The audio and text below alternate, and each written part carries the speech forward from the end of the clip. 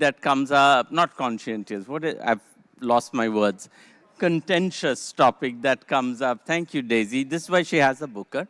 And that comes up every year when the Nobel timing rolls around and everyone goes like, will this be the year? Will this be the year to break the jinx, the Rabindranath Tagore jinx? And then there's inevitable disappointment. And so it made me go back and look at when they give Rabindranath Tagore the Nobel and what they said. And it said, for his profoundly sensitive, fresh and beautiful verse, by which with consummate skill he has made his poetic thought, expressed in his own English words, a part of the literature of the West, which I thought was sort of interesting because in a sense, what they were saying, you are from the East, but you have somehow expressed the literature of the West. So I wanted to put it to my panel as, was Rabindranath Tagore the outlier, or is the Nobel jinx for people writing perhaps from the East, about the East, in through the lens of the East? Who wants to go for it? Ankhi, you have some experience around this area. And she gives out Nobels regularly. I gave out the Nobel to Tagore, as you know. So yes, that's a really good question because it's one of those things that it is the works have to be translated into English for a lot of the prizes, and with Tagore as well, and then there is always this kind of debate about, are these prizes concentric? Do they consecrate people or authors who are already consecrated? Would Tagore have been picked had his Gitanjali not been translated? Or are they sort of eccentric? These are terms that somebody called Paul Tengart, he has a really good book on the Nobel. He says, are they eccentric? He would say that the Nobel is eccentric because it's 18 Swedes, sort of randomly selected Swedes, who are themselves, they are neither the North nor the South. They are sort of kind of semi-periphery, and they are not English speakers. In fact, they speak a language that's spoken by 0.1% of the world population. So, I'm answering in two ways. One is that, yes, there is this kind of like bizarre trope of arrival that I've written in English, or I've translated my work into English, and therefore I'm somehow a card-carrying spokesperson for the West. But also, I think the Nobel has this sort of high-handedness about it that we are not Paris or London. We are not, the Republic of Letters in the usual sense. We are this sort of self-created sort of Greenwich Meridian of, literary prizes. That's also actually kind of like in a remote corner of Europe. And in fact, we're talking about literature here, but I was looking at it and saying in sort of the, 119, 20 years since the Nobel has been given out, like if you look at science, only 3% of the awardees have been women. And for example, China has very few science Nobel laureates either. So we are talking about literature, but this is a issue that goes much beyond literature. Upamanyu, do you think this debate is a completely pointless one about who is the next Tagore to get a Nobel? Does it matter? Yeah, I think it's pretty pointless. Can I? What? Should I just stop there? No, please go on. It is, you made it sound really, criminal, but they have a lot of money, and you select a group of judges, and you leave it to them. And I imagine, had Yeats, etc., not pushed Rabindranath, he wouldn't have got it. And anyone who's read Rabindranath in Bengali and in English should cringe at the translation, at the English translations. But still, it's a damn good thing, obviously, that he got it. But beyond that, it's a lot of money, which is great. Which is great. But so you don't subscribe to this view as to where people say that in the end, it is still so Eurocentric and it's not fair that it's sort of rigged against people from this part of the world. Well,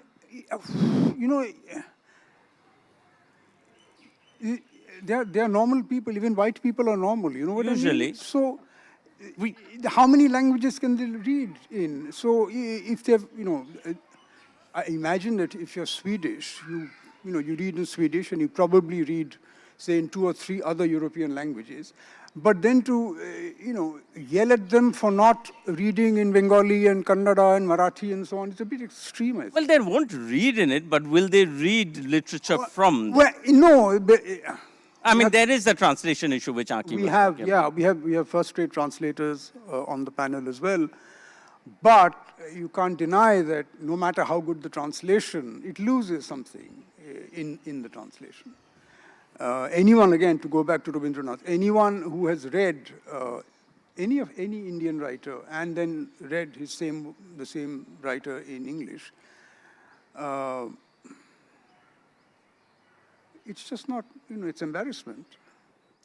Well, that is the perfect segue to go to the first-rate translator and the normal white person on our panel. You fill so many boxes here, Daisy. Hi, I'm a normal white person, and I can field this question.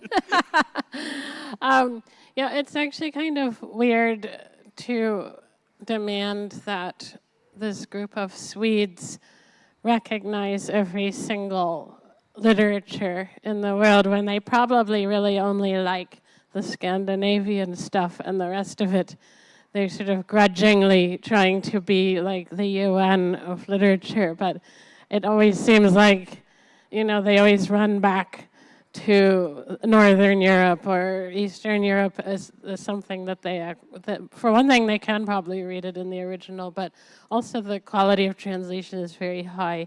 And recently I was translating an Urdu novel where the protagonist is really into Tagore's Gitanjali, and she quotes it at great length in Urdu. So at first I thought maybe she was reading the Urdu version, and then I started to realize, no, because she's reading Tolstoy and she's reading the Brontes. She's reading this in English because she's in the Northwest Frontier provinces in the 1940s. And there probably wasn't an Urdu translation at that time, and certainly wouldn't have reached her. So I went to Tagore's own translation of Gitanjali, and I had to figure out which parts she was quoting and then sort of restore his translation of his own work. And at that time I went deep into the weeds. I don't know Bangla, but I went deep into the weeds and just was sort of stunned at how this translation would, not at all be lauded in this day and age because it's so flowery and over the top.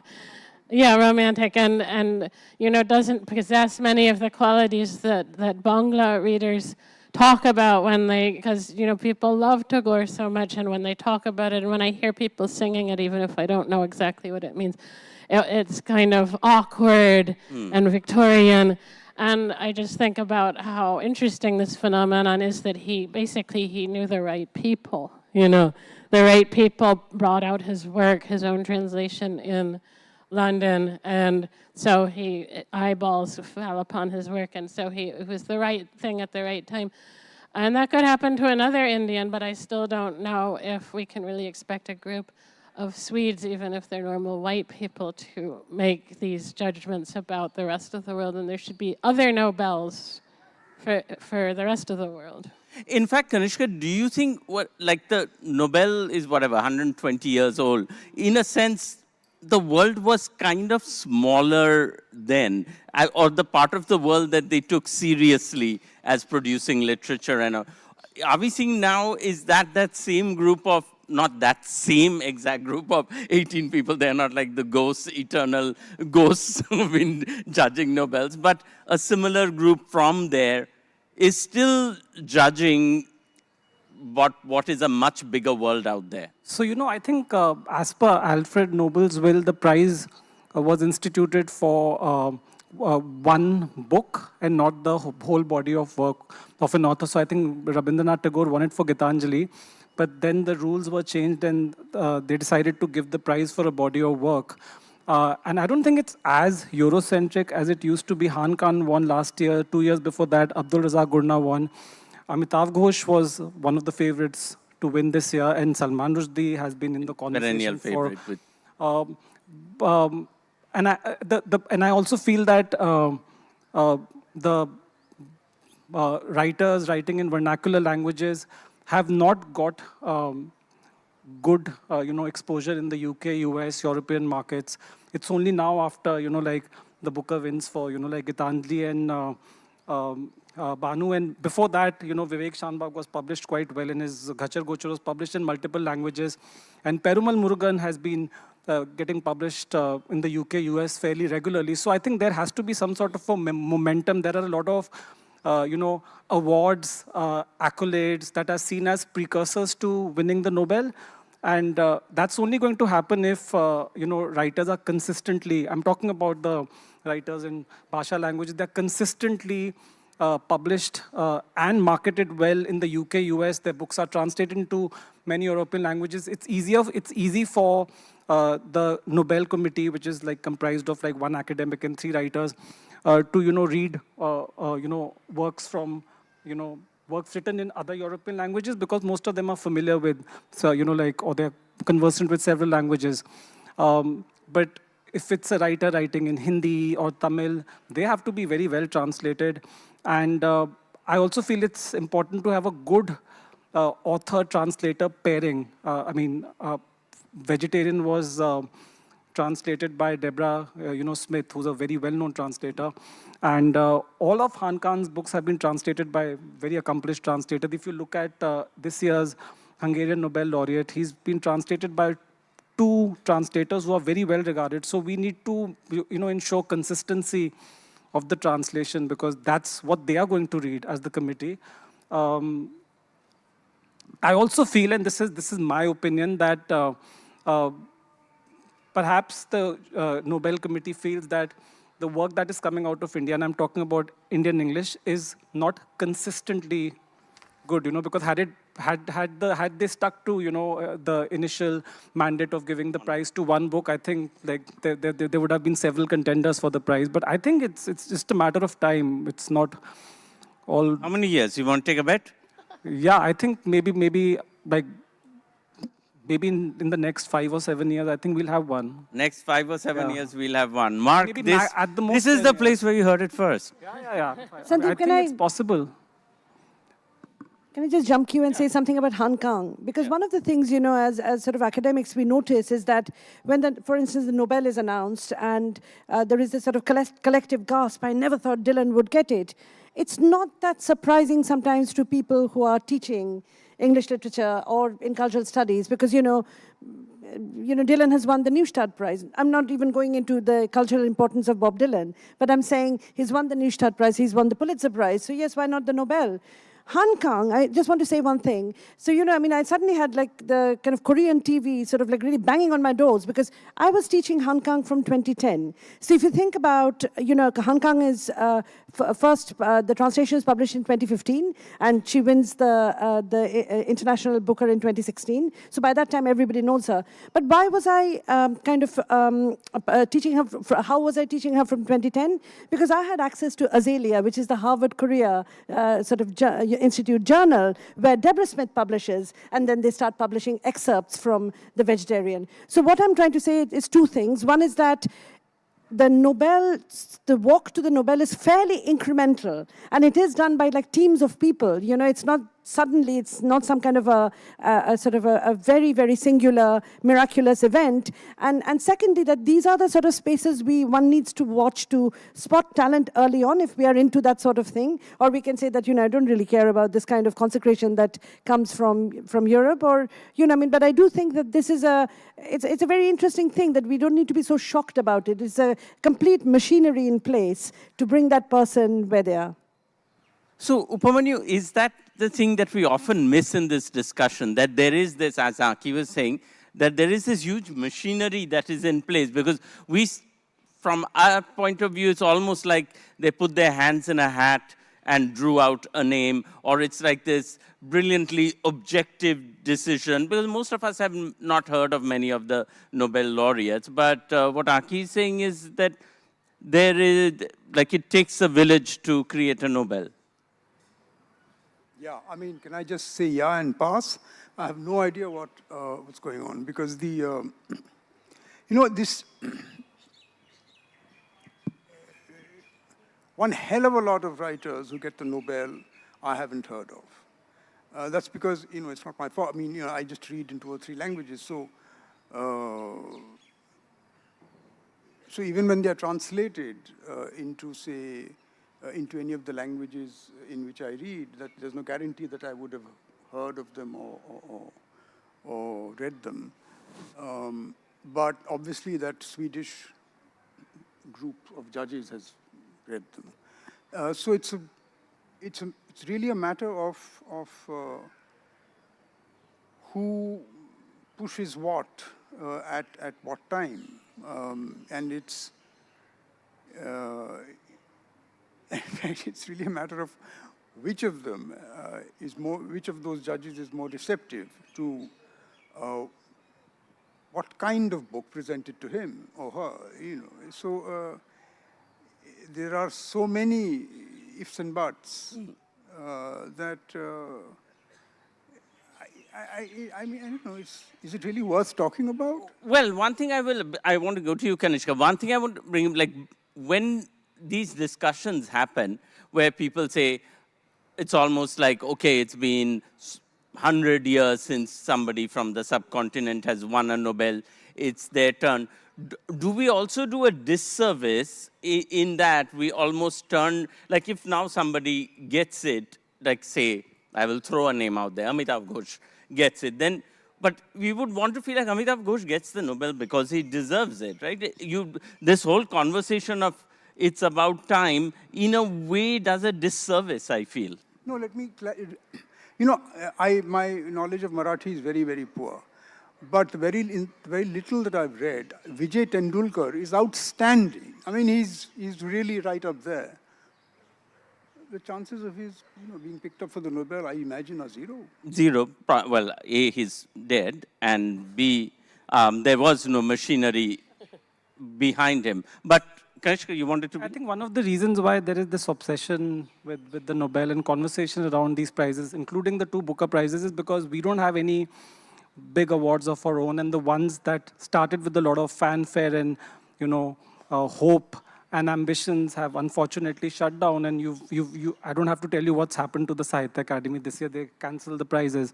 So one is looking westwards, one is looking at Nobel, and I do feel that for certain genres like literary fiction, even translations, even the readers in India, they tend to follow the prizes in the UK, US. So I completely understand why, there is this obsession with these prizes. But we can have our own prize. Like, I'm not rival the Nobel Prize, but we can have our own big prize. As for like if you look at the other prizes, I think it's also about there is this element of representation and diversity that comes up very often. Sometimes it's tokenism, sometimes it's seen through a very narrow lens. But I feel that we need institutional support. Like the Korean writers and translators get tremendous support from the government. I mean, and Daisy can correct me if I'm wrong, but I heard that some Korean translators get salaries. They get some. There's an institute, where translators are trained. So they also, apart from funding translations, giving grants, they also organize tours, for writers, and the translators to travel not just to the UK, US, but all parts of the world. And I mean, that also makes a lot of difference, if you are connecting with the literary community, say in Sweden or any other part of the world. And this again is a slow burn. It will happen slowly and gradually. But now I see that some authors are becoming very conscious of, who is translating their work. So there's a very well-known and prolific Tamil writer, Jaya Mohan. suddenly in the last 2 or 3 years, 5 or 6 of his translations are, getting published in the US, UK, and Perumal has been getting published in the UK, US for a very long time, and his books have been translated into many languages, including Icelandic and many other languages. So, I mean, I seriously believe there is hope. That it is building up. But do you think it is happening organically or with a more like a machinery in place? Like for instance, in Perumal's case, his publisher acts as his agent, and he has done a great job of promoting him globally. Kannan Sundaram, I mean, he's at book fairs every year, all fairs, not just Frankfurt. And in some other cases, Vivek's agent, Shanbag's agent. In Gitanjali's case, her agent. Daisy's case, her agent. So yeah, it's happening via professionals, but I don't see much support from the government or like these cultural institutions. They are just doing these big book fairs and literary festivals where they invite 1,000 authors and 10 of them are on the same panel. So I think that some of that money can be directed to translating, like grants towards translations and just supporting authors, travels and visits to other parts of the world and at festivals, at events. Daisy, what do you think? I mean, as somebody who actually has the Booker, do you feel optimistic in the way Kanishka is about where things are going? Well, there's also a new machinery in place that Kanishka hasn't mentioned called SALT, South Asian Languages and Translations, Literatures and Translation, and it's based out of the University of Chicago and run by Jason Grunebaum, who's a Hindi translator, Hindi to English, and Daniel Hahn, who doesn't translate from South Asian languages at all, but from Spanish and Portuguese. But he has put in place many, many features of the translation landscape in the UK, where there are mentorships for emerging translators and subvention grants to help publishers bring out translations and so on like that. So this was run by a donation, a generous donation, and there's been money put into the same sorts of things, mentoring emerging translators, doing workshops for translation around the world, funding publishers in the US and the UK to visit publishers in South Asia and to meet authors and translators there. So there is like actually a machinery that has been put together that's non-governmental. Because none of the South Asian governments are attempting to do what the South Korean government does, or the Polish government does, or the French government does. And anywhere you see a lot of prizes, like the Polish government started to do this, and now I think they have more than one Nobel. So these types of initiatives where publishers are lobbied, and because it's been very hard for us to place South Asian languages, the South Asian literatures and translation abroad outside of India. And so this is a kind of basically a lobbying effort to get publishing, which is all very white, to accept these kinds of literature. Well, in Britain, for example, I read that in 1996, there was not a single black author who was shortlisted in the prize list. I think The Guardian analyzed it. By 2020, that figure had jumped to about 21%. So, Ankhi, would you say like prizes since you're based in the UK, that prizes in Britain, including the Booker, now we have the International Booker, have been more aware and cognizant about this, the need to be part of this, reflect the country, aside from making it tokenism or DEI and things like that? I mean, yes, for one thing, I just like to a trace of a former conversation, one of the things I want to say about the Nobel is that it's important not just for the money, it's also important for being a prize that bridges the sciences and the humanities. It's the only literary prize that's also given to scientists, and that really adds a lot of gravitas. And I don't need to obviously bore you with details of sort of the commercial impact of a Nobel or a Booker. So to some extent, in a way, the Booker and also the International Booker has gone exactly the other way. The International Booker used to be about an entire oeuvre, but now it's only about one book, right? The International, we have a wonderful Booker winner sitting right next to me.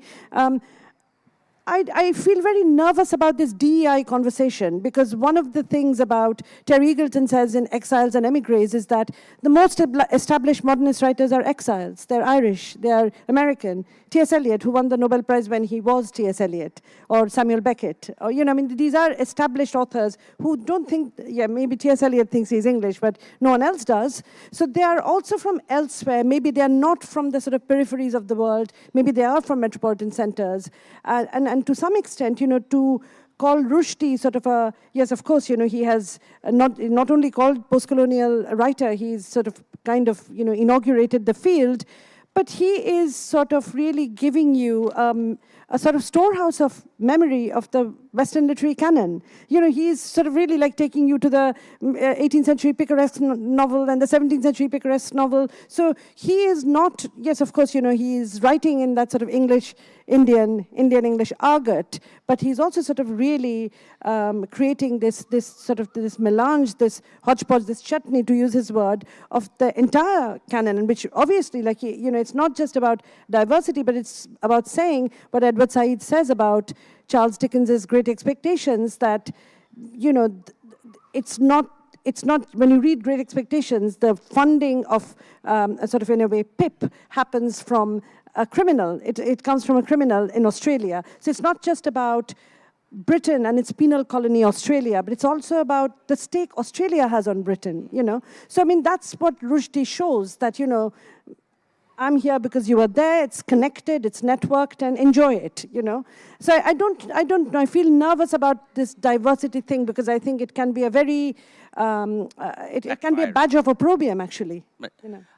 Before I go to Upamanyu, since you talked about the commercial impact of the Booker, Daisy, I had to put it to you.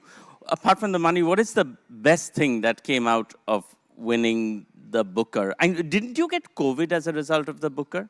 Yeah, that was the Nazir. I got that. Wasn't a good, yeah. But other than that. Yeah, yes. Yeah, I mean, it's obviously helps people to get a huge prize. So, like, it's been a little bit easier to get my translations sold outside of India. I had never had any. I had translated 9 books, and none of them had ever been published outside of India before Tomb of Sand.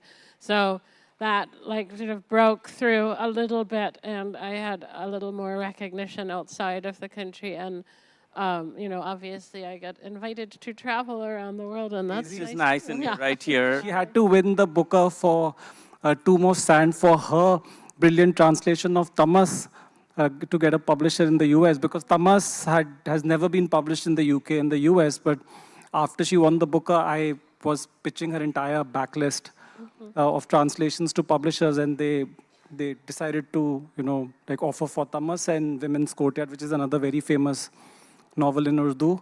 So I think it gets easier to sell a translations in the UK, US. Even in the case of this year's Booker winners, it's if the sales figures have been insane. It's sold close to 120,000 copies.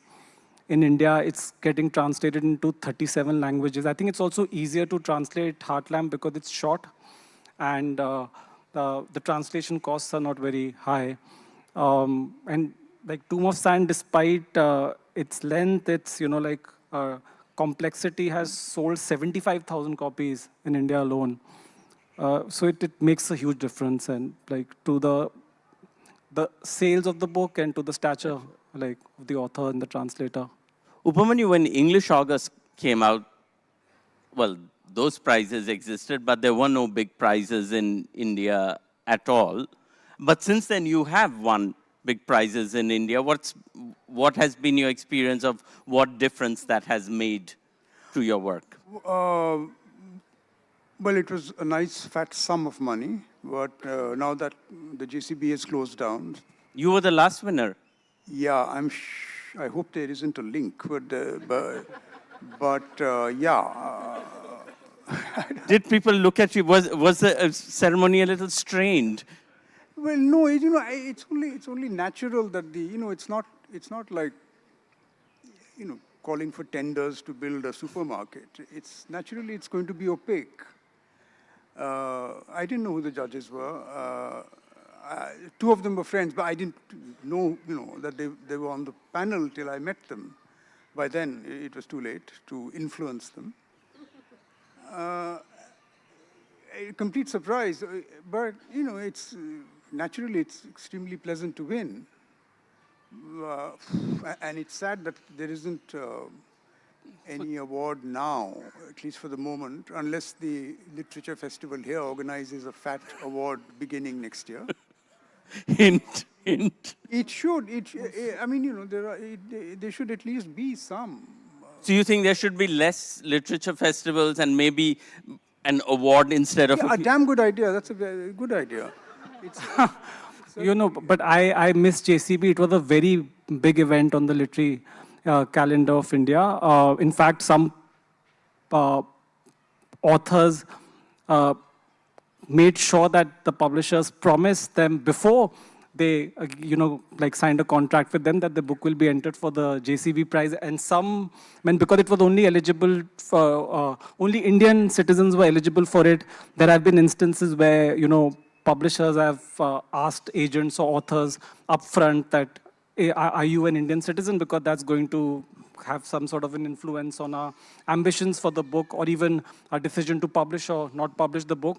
I also felt that JCB was doing a great job of promoting the long lists, short lists, especially the short lists and the winner. And the promotions continued throughout the year, which I have not seen for any other award, instituted in India or an award for South Asian writing. So it had left a big void. what happened to the DSC? DSC shut down. Now, the problem with these prizes is that they shut down very sneakily. They will never come out with a statement. If you look at... they never say Upamanyu Chatterjee won it and therefore we will shut down this award. It's all they can't say, hooray, we are shutting down. They shut down. Hooray, hooray. They could have a going away party. When people retire, there's a going away party, We can... If you look at prizes in the UK, if they lose sponsorship, if they're having issues, they will go on social media and they will say that, we've lost sponsorship, we are looking for another sponsor. The Folio Prize has been rechristened so many times. So they are very open about these problems. In India, that doesn't happen. Because of pride? You just get to know, some director's friend gets to know and then that person leaks it out to 5 other people. But do you think that's because of pride? That sets a very bad precedent for people who want to maybe fund new prizes in the future, because we don't know why these prizes shut down. So that's a bad thing. But JCB, the closure of JCB is a big loss for the Indian literary community, for new writers. I felt that they were perhaps giving way too much attention to translated fiction. Sorry, Daisy, but to an extent that Indian writers writing in English started feeling marginalized. So I think, as far as I remember one year, all the entire shortlist was translated. all right? 5 are translated fiction. I think the best book should win the prize.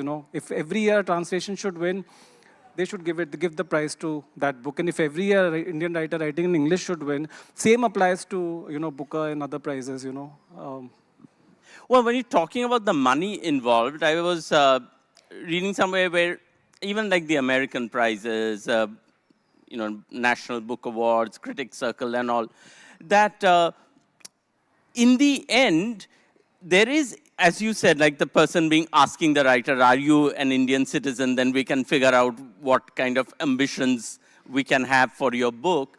That in the end, like once you get into a short list, there is an enormous amount of money that has to be invested by the publisher in terms of number of copies, promotion, bringing the person over. So, and smaller publishing house which may be producing stellar, exceptional quality books will never be able to afford that. So in a sense, the big prize becomes like the playing ground of a few big publishing houses. Not only that, there is a cap on the number of books they can enter. This year, the cap has been introduced for International Booker too. So any publisher cannot submit more than 3 translations. And small publishers who are doing a tremendously, tremendous job in the UK and the US, they don't have, the luxury of having too many imprints. And which is why they cannot submit like maybe 12 books for International Booker as opposed to the MNC like Penguin, HarperCollins. And those are the publishing houses that are kind of opposed to, like writings from, different parts of the world, especially in translations. Now Penguin has an international list, and they have an editor who is commissioning 10 to 15 books in translation from different parts of the world. I think it's called Penguin International. So this is a big disadvantage. And yes, they have to pay for, they also have to set aside some amount for publicity and not just travel and taking care of the hospitality of the author and the translator.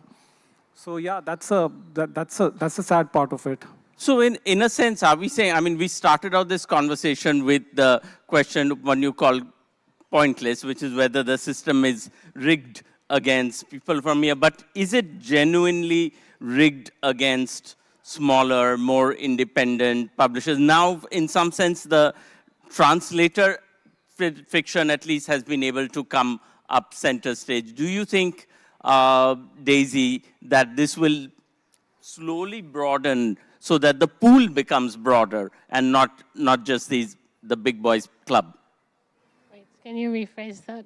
I was saying, do you think that in a sense that what Kanishka was talking about, like a smaller press, that the system is actually rigged against them in terms of these awards? I mean, when Tomb of Sand won, then Tilted Axis Press was, they were happy at first, and then they found out they had to order like huge numbers of copies into print without any kind of financial backing. Like, you have to pay up front for a lot of things when you're printing books, and it was actually a huge burden. And I said to one of the Booker coordinators, I said, you should offer grants to small presses to help them with this burden. And she just looked at me like I was crazy, because like they should just be honored, right? But it is actually backbreaking for a small press to win a prize like this, because, you know, they may make it all back, but they don't have that like liquid cash to keep pouring into more printings.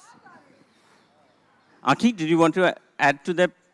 Yes, I do want to, because, you know, there are other kinds of sort of more niche presses, you know, Fitzcarraldo, but that has a very, very different sort of structure of privilege and also visibility. So yes, I mean, I just want to say that, you know, it's not just the money. It's not a question of, you know, whether this is a pointless discussion. I mean, I'm a teacher, so from the perspective of, for instance, the way I see the curriculum changing, the prize culture has everything to do with it, whether I like it or not. To give you an example, so, you know, for the most English degrees in the UK, there is a lot of bibliographical work, and, you know, you do sort of history of the book, you learn how to sort of work in an archive, you learn how to sort of do paleography and bibliography. In recent years, the Booker archive has been added to, you know, a discipline. When I started straight after my PhD in 2002, my field, English literature, used to be described as Beowulf to Virginia Woolf.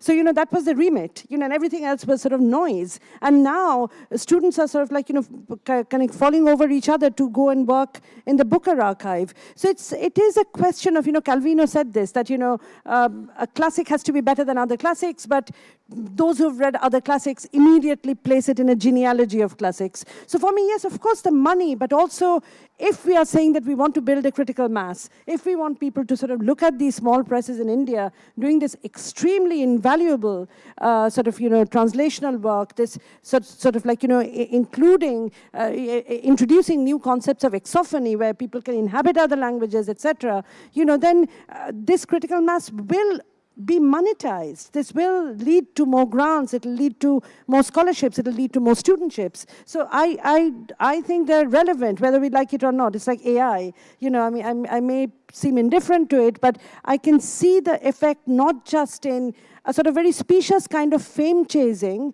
but also in the way even sort of very hard-bitten, conservative, sort of canonical programs, which kind of describes a lot of English language and literature departments, they are being changed by the way in which cultural, political, social capital is circulating through the prizes. Upamanyu, do you feel, as somebody who, you know, as I said, English August, then there were no prizes. Now, even though JCB has gone, which has no relation to you at all, but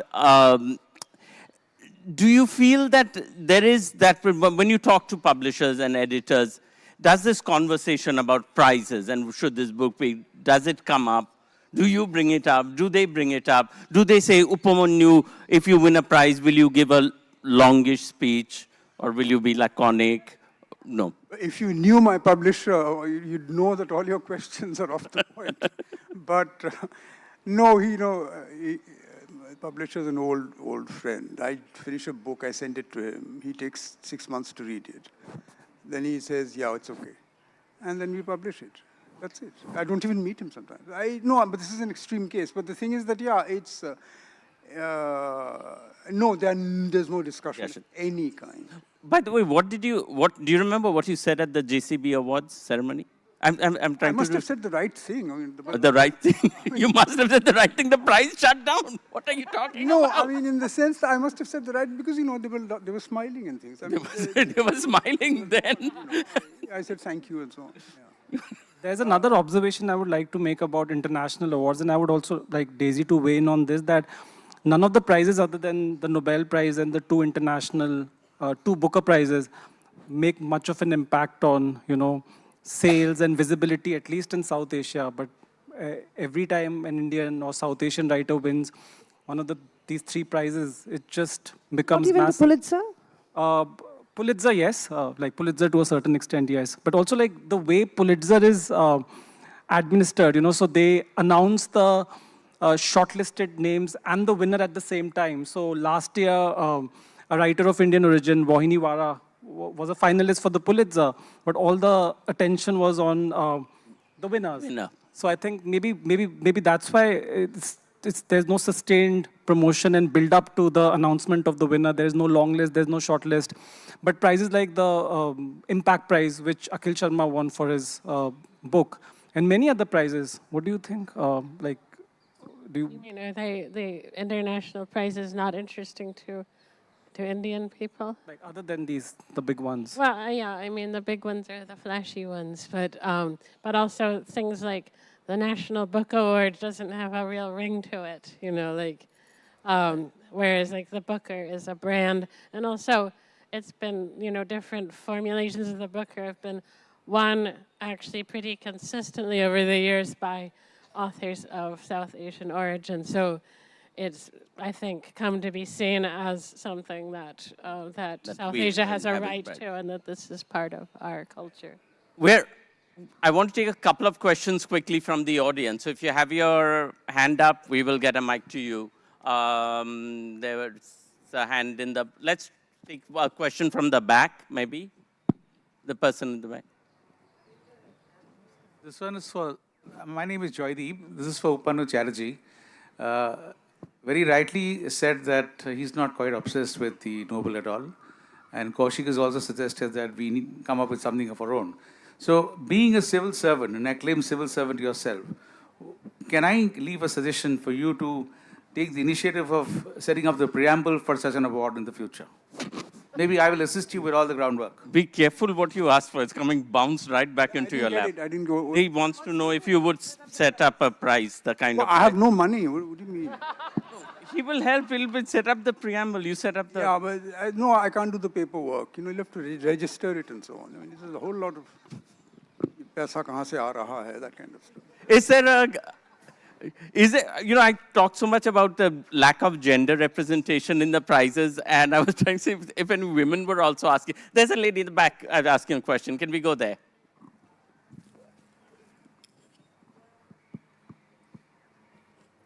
Hi, great session. It's more of an observation, and that's for Ankhi ma'am. You mentioned that how the Nobel was the only prize that's given to both literature and the sciences. But I would like to point out, publishing papers in scientific journals is equally harrowing as publishing literature. There is rampant racism, and if you are from a smaller lab or you are from a lab that is not well-funded, or if your supervisor is not well-known, you are likely, not considered for publication. So I just wanted to, Yeah. Yes, and I just like, I mean, I'm not some sort of a mad advocate of the Nobel, but I do think that this is somebody, all this dynamite money, but he dies and on his sort of bedside table is a journal with Goethe and Germaine de Stael. So, I mean, there's a very interesting model of what he thought cosmopolitan literary universes would look like and to sort of like really include humanists. That's because, once you've made your money, then you can think about reading Goethe and things. You know what I mean? You don't read Goethe when you're, when you're making money. Unfortunately, a lot of people who make money don't read Goethe. I think that's the point. That's the majority. But the fact that, anyway. So yeah, exactly. Any question? Let's go to the front here. Hi, so there was a session by Manu Joseph recently where he said that when India landed on the moon, it did not raise the prestige of the moon, of India, it lowered the prestige of the moon landing. So from that perspective, do you think that an Indian winning the Nobel Prize in Literature would reduce the prestige of the Nobel Prize? Oh, I think this is tailor-made for you. No, well, let's just wait and see. I mean, But it depends on who wins. Well, let's just wait and see, if someone gets the Nobel Prize in India. Then we will have that discussion again. I mean, I don't think we can talk in these sort of very categorical terms anymore. These are self-electing authors. They are speaking to Western audiences. They haven't just like, they didn't spend their childhood in Burdwan like I did and suddenly appear in Stockholm, And so what I'm saying is that, I mean, these are all sort of very, very cosmopolitan authors in different ways. They have different pathways to the Nobel. So but in the eyes of many, voracious Indian readers, a lot of the Booker winners are not like great literature, But we have to understand that, these prizes are not Indian prizes. And these prizes, some of them are administered in Europe, Booker is administered in UK. So you can't just say that a lot of better writing has been done by writers in the same genre. If the books had been published in the UK, if those books had been entered for the prize, they would have won the prize before the actual winner. So, I mean, it's subjective. These are international prizes. So, if only the books that are eligible for those prizes are going to win. So, there is a lot of mixed opinion about a lot of the Indians who have won the Booker Prize, both international and the English Booker. So, but I don't know what the prestige. In their eyes, the prestige of the Booker may have, dropped. We'll have to leave it there because a bona fide winner is coming on stage next, actual grandmaster about. So we'll have to end it here. Please join me in thanking our panelists for this discussion.